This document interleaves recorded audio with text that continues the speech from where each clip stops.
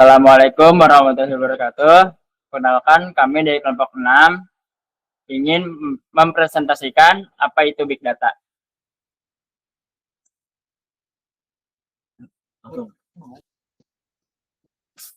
Baik, yang pertama, apa itu Big Data?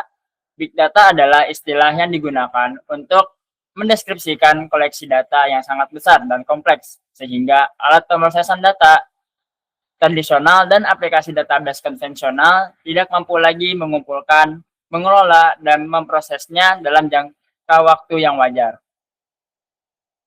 Lalu berikutnya karakteristik Big Data. 1. Volume. Volume menggambarkan bahwa Big Data memiliki volume yang sangat besar, seringkali melebihi kapasitas penyimpanan yang dapat diatasi oleh sistem konvensional. Ini memerlukan infrastruktur dan teknologi yang kuat untuk menyimpan, mengelola, dan mengakses data ini dengan efisien. Big Data memiliki volume yang sangat besar, seringkali melebihi kapasitas penyimpanan yang dapat diatasi oleh sistem konvensional. Berikutnya, variety. Variety yang berarti Big Data mencakup berbagai jenis data, termasuk teks, gambar, audio, dan data lainnya, menunjukkan bahwa Big Data mencakup berbagai jenis data, termasuk teks dari media sosial, gambar dari kamera pengawas, data sensor dari perangkat IoT atau Internet of Things, dan banyak lagi. Keanekaragaman jenis data ini menambahkan kompleksitas dalam pemrosesan dan analisis data. Kemudian yaitu velocity. Velocity mengacu pada kenyataan bahwa Big Data dihasilkan dengan cepat dari berbagai sumber. Data dapat terus-menerus mengalir dalam jumlah besar, memerlukan kemampuan untuk memproses dan menganalisis data secara real-time. Ini sangat penting dalam konteks seperti analisis keamanan jaringan, prediksi cuaca, atau pemantauan performa sistem. Big Data dihasilkan dengan cepat dari berbagai sumber, sehingga memerlukan kemampuan untuk memproses dan menganalisis data secara real-time. Lanjut ada jenis-jenis Big Data. 1. Struktur data atau data terstruktur adalah jenis struktur data. Jenis data ini memiliki format yang terorganisir dengan baik, seperti database relasional, spreadsheet, atau tabel yang dapat dengan mudah diolah dan dianalisis. Contoh struktur data mencakup informasi seperti keuangan dalam sistem akuntansi perusahaan. Keuntungan utama dari struktur data adalah kemudahan dalam pengolahan, analisis, dan pencarian informasi yang dapat diekstraksi dari mereka. Yang kedua ada unstructured data atau data tidak terstruktur. Seperti namanya, jenis data ini tidak memiliki format yang terstruktur seperti teks bebas, gambar, dan video. Analisis data ini bisa lebih rumit.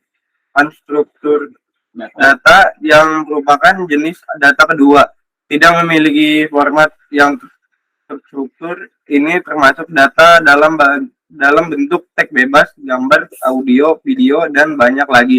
Analisis data tidak terstruktur bisa menjadi lebih rumit karena informasi yang relevan sering kali tersebar di berbagai sumber dan harus diekstraksi dengan alat analisis khusus. Contoh, unstruktur data mencakup postingan media sosial, pesan email, atau bahkan rekaman video. Yang ketiga ada semi-struktur data atau data semi-terstruktur. Selanjutnya terdapat jenis semi-struktur data. Jenis ini berada di antara data terstruktur dan tidak terstruktur. Contohnya adalah data dalam format XML atau JSON. Keunggulan dari data semi-terstruktur adalah kemampuannya untuk menggabungkan elemen data terstruktur dan tidak terstruktur.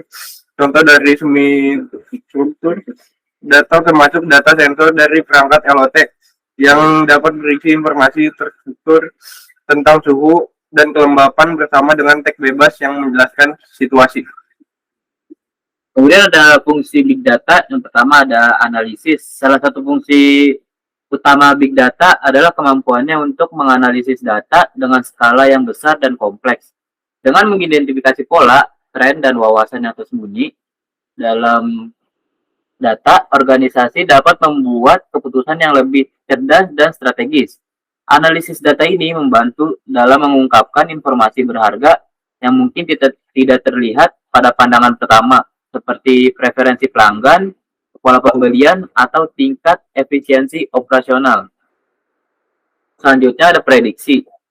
Big data juga digunakan untuk memprediksi perilaku masa depan berdasarkan analisis data historis. Dengan memahami tren masa lalu, organisasi dapat membuat perkiraan yang lebih akurat tentang apa yang mungkin terjadi di masa depan. Contohnya dalam bisnis, big data dapat digunakan untuk memprediksi permintaan pasar, fluktuasi harga, atau kebutuhan persediaan. Dengan demikian, perusahaan dapat mengambil tindakan yang sesuai untuk mengantisipasi perubahan dan mengoptimalkan strategi mereka. Yang ketiga, ada optimasi. Big data memberikan kesempatan untuk meningkatkan efisiensi operasional dan menghemat biaya. Dengan memanfaatkan data untuk memahami bagaimana operasi perusahaan berjalan, organisasi dapat mengidentifikasi area-area di mana perbaikan dapat dilakukan. Contohnya, big data dapat digunakan dalam manufaktur untuk mengoptimalkan rantai pasokan, mengurangi limbah, atau meningkatkan penggunaan sumber daya. Ini tidak hanya menghasilkan penghematan biaya, tetapi juga meningkatkan daya saing perusahaan. Ini adalah keunggulan big data. Keunggulan big data yang pertama adalah pengambilan keputusan yang lebih cepat dan akurat atau better decision making.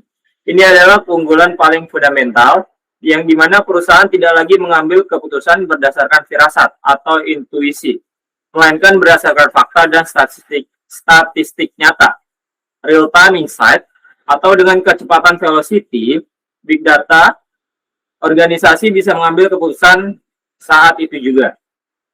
Lalu keunggulannya juga ada di efisiensi biaya atau cost reduction, yang dimana walaupun infrastruktur big data mahal di awal, namun dalam jangka panjang ia dapat menghemat uang secara signifikan.